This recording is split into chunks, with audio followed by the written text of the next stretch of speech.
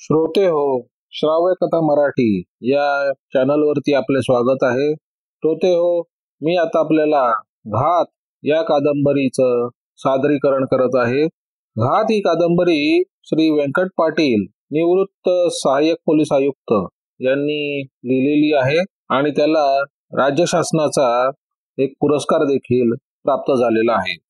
श्रोते हो, घात या कादंबरीचा पुढील भाग आता मी आपल्याला सादर करत आहे. 10-15 दिवस कसे निघून गेले ते कळलं देखील नाही. ठाकूरशेठ व दत्ता पाटलांनी विचारांती एक मुहूर्त बघून काशीनाथ व शेवंताचं लग्न लावून दिलं. काशीनाथ आणि शेवंताच्या लग्नानं ठाकूरशेठ व दत्ता पाटील यांच्यात घरोबा तयार झाला होता. ठाकूरशेठांनी शेवंताला बघितल्यापासून चांगली पोर मिळाली म्हणून तिच्या गालावरून हात फिरवून दोन्ही हातांची बोट डोक्याच्या दोन्ही बाजूला मोडून कोणाची नजर लागू नये म्हणून भ्रष्ट काढले. काशीनाथचं लग्न झालं. 4 दिवस गोंधळ पूजा करण्यात निघून गेले. हरिभाऊ मुलीला सोडून जाताना अगदी सदगदित स्वरात म्हणाले, शेवंते, तू आता घरात नसल्यानं मला घर आती खायला उठेल बघ. घराच्या भिंती मला विचारतील, शेवंताला का नाही आणलं ते. शेवंता, तू आता सुखात राहा. असं म्हणून तिला मिठीत घेऊन बाप लेक दोघंही रडत होते. ठाकूरशेठनी हरिभाऊला बाजूला घेतलं. त्यांना धीर देत म्हणाले, हरिभाऊ, शेवंत आजपासून माझी मुलगी आहे. काय बी काळजी करू नका. हरिभाऊ हात जोडून ठाकूरशेठांनीला म्हणाले, मुलीला थोडं दिवस तुमच्या जवळ ठेवा. तिला जेवढं जमेल तेवढं शिकवलंय. काय चूक झाली असेल तर पदरात घाला. मालकीणबाई पुढे झाल्या. त्यांनी शेवंतीचा हात हातात घेतला. एका हातानं तिचे डोळे पुसत म्हणाल्या, काय चिंता करू नका. मी सगळं शिकवेल तिला आणि मगच काशीनाथ बरोबर वस्तीवरच्या नवीन घरात पाठवेल. निमगावात अंतर किती आहे? मोजून 15 मिनिटाचं. कशाला चिंता करताय? लग्न कार्य सुरळीत पार पडलं. काशीनाथ दिवसा शेतात राबत होता तर शेवंता ठाकूरशेठच्या घरात मालकणी बरोबर काम करत होते. थोडे दिवस शेठच्या घराच्या बाजूला असलेल्या जुन्या घरात काशीनाथनं संसार थाटला.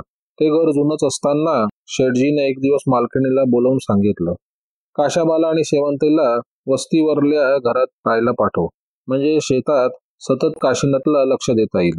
मालकीणबाईंनी दुजोरा दिला. शेठ म्हणाले, या दोघांना जरा संसाराची माहिती पण होईल. शेतावर काम करणाऱ्या बायकांवर शेवंता लक्ष देऊन काम करता येईल. दोघांची बराच वेळ चर्चा झाल्यानंतर दुसऱ्या दिवशी काशीनाथ आणि शेवंताला शेठनं बोलून घेऊन वस्तीवरल्या घरात तुमचा नवीन संसार सुरू करा असं म्हणून सांगितलं.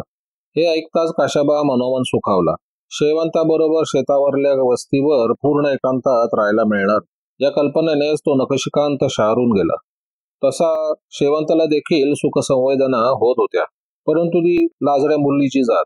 झालेला हर्ष लपवीत ती शेठाणीला म्हणाली, बाई, मी जाईन शेतावरल्या वस्तीवर, पण थोडे दिवस. मी दिवसभर तुमच्या घरात मदतीला येईन आणि रात्री वस्तीवर जाईन.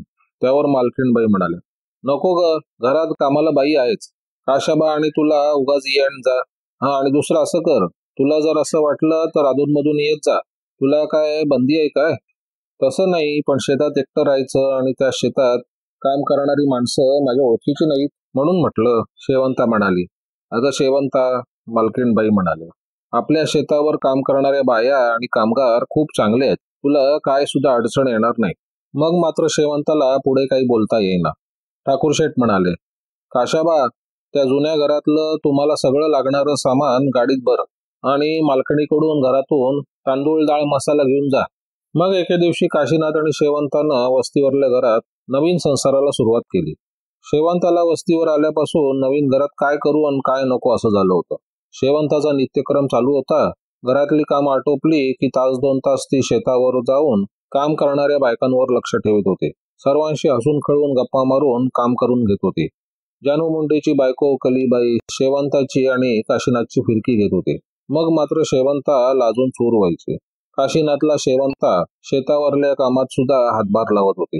अधूनमधून गावात शेठच्या घरात जाऊन मालकिणीला मदत करायची. गावात पिठाची चक्की एकच असल्यानं शेवंताला कधी कधी दळण घेऊन चक्कीवर जावं लागायचं. ती चक्कीवर जायची. त्यावेळी चक्कीवाला भैया काहीतरी कारण सांगून तिच्याशी बोलण्याचा प्रयत्न करत असे. चक्कीमध्ये रामप्यारे चाचा आला म्हणजे भैया त्याच्यासमोर काही बोलत नव्हता. पण चाचा चक्कीच्या बाहेर पान खायला किंवा काही कामानिमित्त गेला की भैया शेवंतीकडे चोरून बघायचा. शेवंताला चक्कीवाला भैयाचं वागणं आवडत नव्हतं. त्यानं काही बोलण्याचा प्रयत्न केला तर ती दळणाचा डबा तिथेच ठेवून गडबडीत असल्याचं दाखवून ती निघून जात असे. तिला चक्कीवाल्या भैयाचा राग येत होता, पण ती बोलू शकत नव्हती. वाटलं मालकीणबाई म्हणतील चक्कीवर दळण आणायला जायला लागतंय म्हणून काहीतरी कारण सांगते. असं वाटल्यानं तिनं कोणालाच काही सांगितलं नाही. तसं वाच्छापूर आणि आजूबाजूच्या गावात ठाकूरशेठचा दबदबा होता. त्यांच्या घराकडे कोणी वाकडी नजर करून बघण्याची हिंमत नव्हती. एकदा दुपारच्या वेळेस जाण्याची बायको शेतात एकटीच काम करत असताना विहिरीचं इंजिन दुरुस्त करणाऱ्या मेकॅनिकने तिला एकटीला पाहून काहीतरी अश्लील बोलून छेडण्याचा प्रयत्न केला होता. तेवढ्या कारणावरून ठाकूरशेठनं त्या मेकॅनिकला चाबकानं फोडून काढला होता. त्यामुळे गावात ठाकूरशेठच्या आडवा कोणी येत नव्हता. तो मेकॅनिक पुन्हा कधी गावात कोणाकडे कामाला आला नाही. चक्कीवाल्या भैयाला हे माहिती होतं, परंतु शेवंताच्या रूपानं त्याच्या मनाला भुरळ घातली होती. तिच्या त्या मोहक रूपाने त्याच्यावर अशी काही मोहिनी घातली की ती चक्कीवर आली की तो आपोआप तिच्याजवळ खेचला जात होता. तिच्याशी लागवी बोलण्याचा व लगट करण्याचा प्रयत्न करत होता. एक ना एक दिवस शेवंताला आपल्या मिठीत घेण्याचा त्यानं मनोमन निर्धार केला होता, पण शेवंता त्यात अडकली नव्हती. चक्कीवाल्या भैयाच्या मनात नक्की काय चाललंय हे तिनं पूर्ण ओळखलं होतं, परंतु ती तसं काही दाखवत नव्हती व त्याबाबत कोणाशी काही बोलत नव्हती.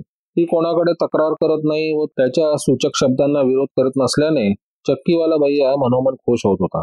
एके दिवशी संध्याकाळी 4 वाजल्यानंतर शेवंता दळणाचा डबा घेऊन गेली. त्यावेळी चक्की बंद होती. रामप्यारे चाचा आणि भैया दोघेही जण जात्याला टाकी लावत बसले होते. डबा ठेवून जाते, संध्याकाळी माझे मालिक येतील डबा न्यायला, जरा लवकरच जळवून ठेवा, शेवंता चाचाला म्हणाली. असं बोलून तिनं डबा आज चक्कीत नेऊन फळीवर ठेवला. तेवढ्यात चक्कीवाला भैया म्हणाला, अहो वहिनी, तिथं त्या फळीवर नको, या बाजूला डबा ठेवा, चाचानं सांगितलं. त्याप्रमाणे ती बाबडेपणे डबा दुसऱ्या फळीवर ठेवण्यासाठी उचलत असताना भैयानं पुढे येऊन तिच्या हातातील डबा आपल्या हातात घेतला. डबा घेताना त्यानं तिच्या दोन्ही हातांच्या मनगटाजवळ स्पर्श केला. एका हातानं तिचा हात दाबला आणि तिच्याकडे कामुक नजरेने पाहून डोळ्यानं सूचक इशारा केला. शेवंतानं त्याचे दोन्ही हात झटकून त्याच्याकडे रागाने बघितलं आणि चक्की बाहेर निघून गेली. जाताना तिनं पुन्हा कधी चक्कीवर यायचं नाही असा निश्चय केला. ती घरी आली आणि चक्कीवाल्या भैयाची तक्रार शेटजींकडे करावी म्हणून त्यांच्याकडे गेली, परंतु त्यांच्याकडे बसलेल्या एका पाहुण्याला बघून ती माघारी फिरली. शेटजींना सांगता न आल्यानं शेवंता थोडी अस्वस्थ झाली होती. तिला शेतावरही जायचं होतं. काही वेळ तिथे रेंगाळल्यानंतर शेटजींना नंतर सांगू असं स्वतःला समजावून ती शेतावर जायला निघाली. तेवढ्यात मालकीणबाई पुढे झाल्या. त्यांनी शेवंताच्या हातात 2 बिस्किटाचे पुडे ठेवत म्हणाल्या, पाहुण्यांनी आणले होते बिस्किटांचे पुडे, इथं कोणी बी काही खाणार नाही, घेऊन जा शेतावर, काशावाला हल्लीला भूक लागते, खाईल तो तिथं. शेवंत पुढे घेऊन शेतावरच्या घराकडे जात असताना वाटेत तिला तिचे वडील सायकलवरून येताना दिसले. तिथं तिच्या बाबांना बघितलं आणि पळत जाऊन प्रथम त्यांच्या पाया पडून अत्यानंदानं त्यांना बिलगली आणि विचारलं, बाबा असे कसे याला अचानक? हरिभाऊ तिच्या डोक्यावरून हात फिरवत म्हणाले, आली तुझी आठवण आणि निघालो थेट तुला भेटायला. कशी आहेस शेवंते? आणि आमचे जावाई बापू कसे आहात? आता घराकडे येता का? रस्त्यात तर सर्व हाल हवाल विचारत थांबणार आहात, शेवंतानं विचारलं. नंतर ते दोघेही बोलत बोलत घरी आले. काशाबानं शेतातील विहिरीवरून लांबूनच सासरेबुवांना बघितलं. तो देखील त्यांच्याजवळ आला. सासरेबुवांना रामराम केला. दोघांनीही एकमेकांची खाली खुशाली विचारली. हरिभाऊंनीही शेवंत आणि काशाबाकडे बघितलं. त्यांच्याकडे बघून दोघेही सुखात असल्याचं त्यांना जाणवत होतं. शेवंताची कांती पूर्वीपेक्षा उजळून निघाल्याचं दिसत होतं. शेवंतानं वडिलांकडे खाली खुशाली विचारली. तिकडच्या तिकडच्या गप्पा झाल्या. त्यानंतर हरिभाऊ जाण्याची गडबड करू लागले. पण शेवंता आणि काशीनाथनं त्यांना जेवणासाठी आग्रहपूर्वक थांबवलं. ते देखील फार आडेवेडे न घेता थांबले. काशीनाथनं वस्तीवरील एक कोंबडी आडवी केली. शेवंतानं कोंबडीची झणझणीत सागोती बनवली. हरिभाऊंना देखील बऱ्याच दिवसांनी शेवंताच्या हातचं खायला मिळाल्यामुळे ते मनसोक्त जेवले आणि तृप्ततेचा ढेकर दिला. तोपर्यंत रात्रीचे 9 वाजले होते. वाच्छापूर पासून वाफाळ्यापर्यंत त्या काळात रात्रीच त्यानं जाणं फार मुश्किल होतं. त्यामुळे हरिभाऊंनी लेकी जावयाकडे मुक्काम करण्याचं ठरवलं. रात्री बराच वेळ बाप लेक वस्तीवरल्या घराच्या बाहेर बोलत बसले होते. काशीनाथही त्यांच्यात सामील झाला. त्यालाही आई वडिलांचं छत्र नव्हतं. सासऱ्यांच्या रूपात तो आपल्या वडिलांना बघत होता. बराच वेळ तिघांच्या गप्पा चालल्या होत्या. रात्री उशिरा मध्यरात्रीनंतर तिघेही झोपी गेले. सकाळी शेवंत आणि काशीनाथ नेहमीप्रमाणे उठले, पण त्यांना हरिभाऊ अंथरुणावर दिसले नाहीत. काशीनाथनं शेवंताला विचारलं, तुझे बाबा कुठे दिसत नाहीत? शेवंता म्हणाली, ते तुमच्यासारखे उशिरापर्यंत झोपत नाहीत. त्यांना पहाटे पहाटे लवकर उठून कामं करण्याची सवय आहे. शेवंता नुकतीच आंघोळ करून आलेली दिसत होती. पाठीवर मोकळे केस सोडूनच ती काशीनाथ बरोबर बोलत होती. काशीनाथ पुढे आला आणि तिचे दोन्ही हात गालात धरून लाडाने, कोणीतरी रोज उशिरा झोपताय आणि रोज लवकर उठतंय असं म्हणून तिला आपल्या दोन्ही भाऊ पाशात घेतलं. तिनं लटकेच आपल्या हातातून सुटण्याचा प्रयत्न केला. मग काशीनाथनं तिला आणखीन आवळून धरलं. मग ती देखील त्याच्या मिठीमध्ये एकरूप झाली. तेवढ्यात घराबाहेर मोती कुत्र्याच्या भुंकण्याचा आवाज आल्याबरोबर दोघेही धुंदीतून बाहेर आले. शेवंता स्वयंपाकघरात पळाली आणि काशीनाथ घराबाहेर आला. पाहिले तर सासरे बुवा. त्यांना येताना बघून मोत्या भुंकत होता. काशीनाथनं त्याला आवाज देऊन गप्प बसण्यासाठी सांगितलं. काशीनाथचा आवाज ऐकून तो शांतपणे बसला. सासरे बुवा बहुतेक ठाकूरशेठच्या शेतावर फिरून आल्याचं दिसत होतं. शेवंतानं बाबांना आंघोळीसाठी पाणी दिलं. हरिभाऊंनी आंघोळ करून निघण्याची तयारी केली. शेवंतानं त्यांना आणि काशीनाथला चपाती भाजीचं जेवण करून जेवायला वाढलं. जाताना 4 चपात्या भाजी एका कपड्यात बांधून पिशवीत घालून वडिलांच्या हातात दिली. दोघांनी वाकून हरिभाऊंना नमस्कार केला. हरिभाऊंनी तोंड भरून अखंड सौभाग्यवती भव असा आशीर्वाद दिला. काशीनाथला एक वेळ पाहून सुखात राहा असं म्हणत हातातील पिशवी सायकलच्या हँडलला अडकवून सायकलवर टांग मारून सासरेबुवा चालते झाले. काशीनाथ आणि शेवंता कितीतरी वेळ हरिभाऊच्या पाठमोऱ्या आकृतीकडे पाहत होते. शेवंताच्या डोळ्यातील पाणी गालावर ओघळलं. त्याचवेळी काशीनाथनं तिच्याकडे बघितलं. शेवंता गडबडीने तोंड फिरून साडीच्या पदराने डोळे पुसू लागली. काशीनाथ तिच्याजवळ गेला आणि विचारलं, शेवंते, काय ग तुझ्या डोळ्यात पाणी? तशी शेवंता घरात गेली. काशीनाथ तिच्या पाठोपाठ आतमध्ये गेला.